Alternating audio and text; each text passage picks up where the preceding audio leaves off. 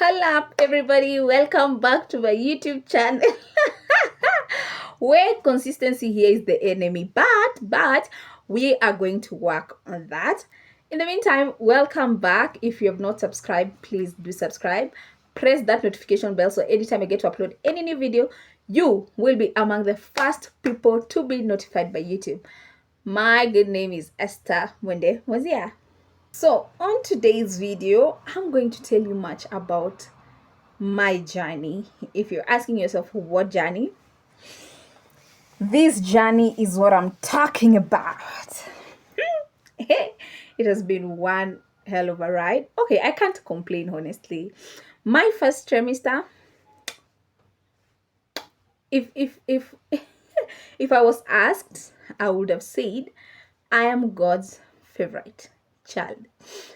You know, the way everybody complains about their first trimester and the way like it's hectic, they can't control it, like they just can't stand everything that comes with first trimester. For my case, it's very different. I never even knew that I was pregnant until like miezi mbili. I've not seen my period for 2 months. 2 months. Something is sorry, something here is cooking. Let me tell you, I never knew I was pregnant because I didn't experience sijui morning sickness, sijui nini ati nakula chakula fulani natapika, ati sijui ninanusia nini natapika. And that has been my journey, by the way. Let me tell you one thing. I've never like had any problem with any food in particular, not that I know of. But there's some food, of course, sijaikula this whole journey, and ni food zenye huwa hata si ati nakulanga anyways kama omena, you know. But at first sikuwa napenda indomie sana, but it's not like ilikuwa inanireactia or anything. But my first trimester, it was cool. Hey, me, everything about this journey has been cool. The second trimester, the same, but hold there. It's too early for you to say, oh, it's too early. Oh. Can I tell you about my second trimester? Okay, not like immediately after nilingia kwa second trimester, but I can't remember how many weeks I was. 20 something. I can't remember well, but it was somewhere there around February 18th there, 18th-ish, 20th there. I experienced what we call infection. And this is my advice to any pregnant woman out there. The moment you discover something ish about yourself, because for me, I've never had an infection in my life, so I didn't know I was having an infection. I was like, I'm just scratchy, that's it. But let me just tell you, if you're pregnant out there and you notice something ish about yourself, about your body, you better you better go to the hospital as fast as you can. Because now, you know, with the pregnancy, my doki told me immune system yako huwa inarudi chini because now you are 2 in 1, so the immune system ina go down. You get my point? So me, I've been battling infection until by that semester, like nilihil tu juicy tu hapa. And I never knew I was battling infection, honestly. Number one, there was no smell.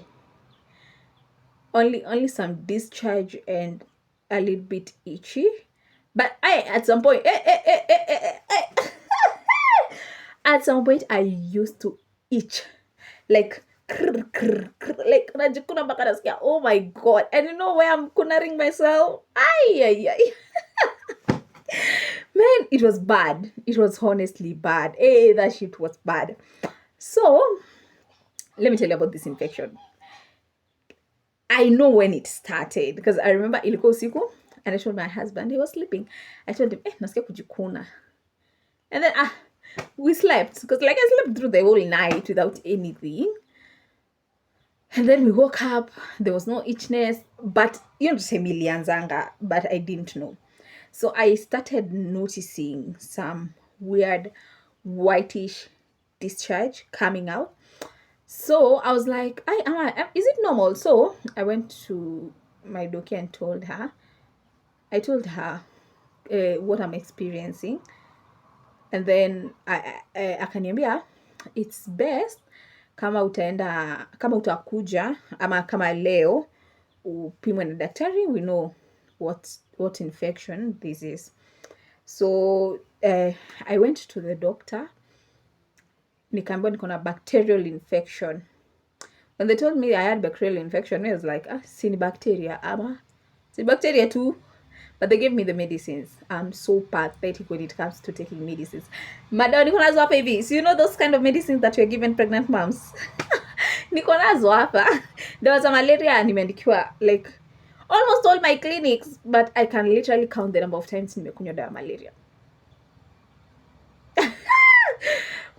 So I'm so pathetic when it comes to medicine, but because I really needed it to go, because here we are talking about my private areas, I don't joke, I had to take medicines. So there was one that I was supposed to insert and others that I was supposed to meza, the antibiotics.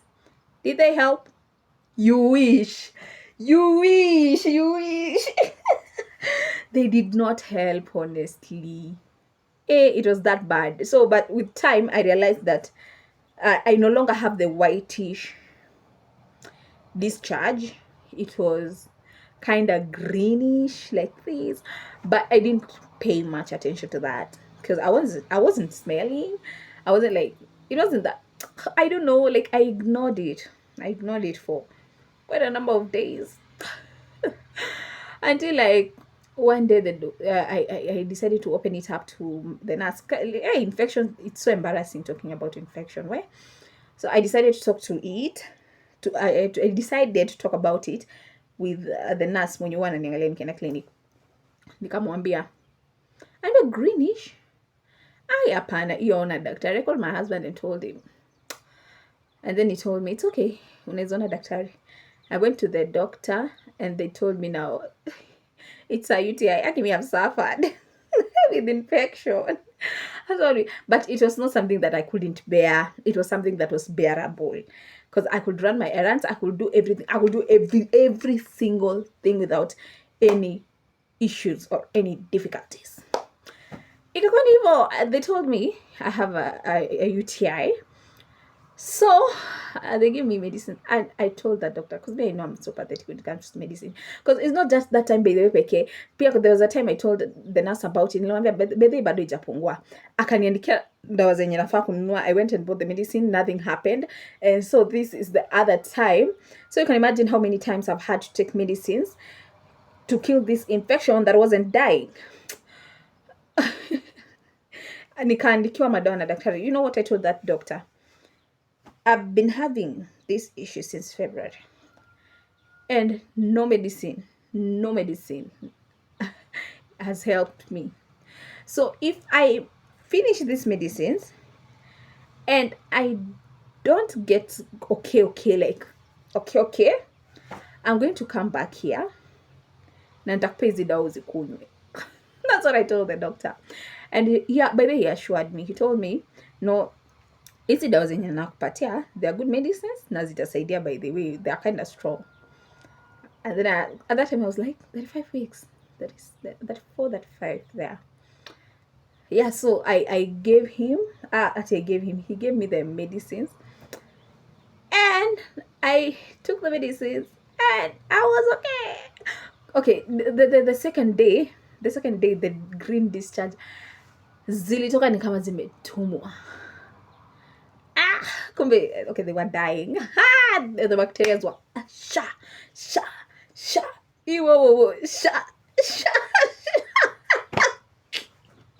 the bacteria died, by the way. Yeah, the UTI died. And I think it was just the bacteria, right? I think the first doctor alinipatia medicines za bacteria, but alikuwa anafaa kunipatia za UTI. What do you guys think? Because like, no way it took that long. It took long. Because we count in February, March, and then I get okay to April, and I'm due May. What the hell? Honestly, what the hell? But I thank God I'm okay. So hiyo tu ndo kitu yenye imenisumbua during my pregnancy, but it was something that was bearable because one, I've never been like that itchy, the smell, because I understand with the infection you can get the smells, but for me, you wish. Yeah, that's the only thing. So by the way, to all preggy moms, hey, if you get any weird thing about your body, you better run to that hospital. By the way, don't get ashamed. Me, I was ashamed, by the way, about the infection. I was really ashamed of it. I didn't want to talk to anybody about it. I only talked to my husband about it because I needed to go to the hospital and get checked. Hey, this thing was becoming kind of serious. Yeah, my third trimester, has it been? I eat too much. Like, I literally eat like nadishi. What do you guys say? I eat. I laugh for the fact that people say, oh, if you're pregnant, you school chipo school indomie. I mean, I eat after every 3 minutes. What do you expect? Like, indomie ni kitu naweza pika haraka na nikule. Chipo ni kitu naweza access haraka na nikule. So you mean after every 3 minutes I have to cook another ugali? After every 3 minutes I have to cook another ugali? Are you for real? No, you're not for real. Me, cause me, I eat. Nakulanga.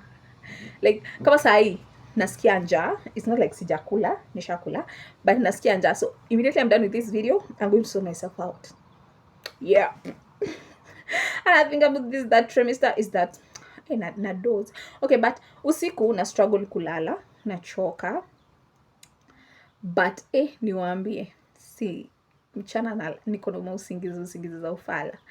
But again, as much as nashikwa na usingizi za ufala, nashindwa kulala. Kuketi, you see the way I'm struggling, niko hivi. It's because pia kuketi, it's a struggle, it's a hustle, honestly. And I kind of think pregnant moms, they need to be paid just for being pregnant. Because oh my god, no way we are going through this. This shit ain't funny. But about my cravings, guy, I've not told you about my cravings. I can't wait to give birth so that at least naweza ona mahali pesa yangu inaenda. Because what do you mean I'm craving fancy foods? Okay, like kama niko craving food, like sinaweza tu craving kibandaski, but for some reason nataka food ya, you know, a good restaurant, a fancy restaurant. Oh my god, me hata kwanza sijai kula shawarma before I was pregnant. Sijawahi onja shawarma, but when I got pregnant, it kind of became my favorite. Oh my god, and the way guy shit in Kakamega, it's so expensive. Shawarma, like shawarma mbili na hata shibi. Unajua shawarma mbili huku ni saba tu ili hivi. Oh my god. And then I tell you what, kai me, kwanza nikakuwa addicted na food ya Zamzam, a place called Zamzam. Nikakuwa na nini na cravings ya food ya Naivas. Unajua Naivas huwezi shiba kama hujakula 500 and above. So hebu imagine kwa siku nikule 500 mara mbili, hiyo ni dhao. Tena kesho nikule dhao ingine. Like kwa wiki natumia 5k 7,000 just to, oh my god, just to settle my cravings. Mi hata nikatamaningi tu nikuwe na cravia vitu simple kama mawe, mchanga. And then sijakuwa na nini ya maji, sijakuwa na kiu ya maji, honestly. And then that's one thing again. I think nafaa kwanza kunywa maji because I'm almost there. Nafaa kwanza kunywa maji like frequently. Hata kama sijisikii, nijiweke timetable. At least kwa siku I kunywa 10 glasses of water. What do you guys think? But that's a good idea because I know I'm gonna need that water. But now Mrs. Kiangi kiu, but I know I'm gonna need that water.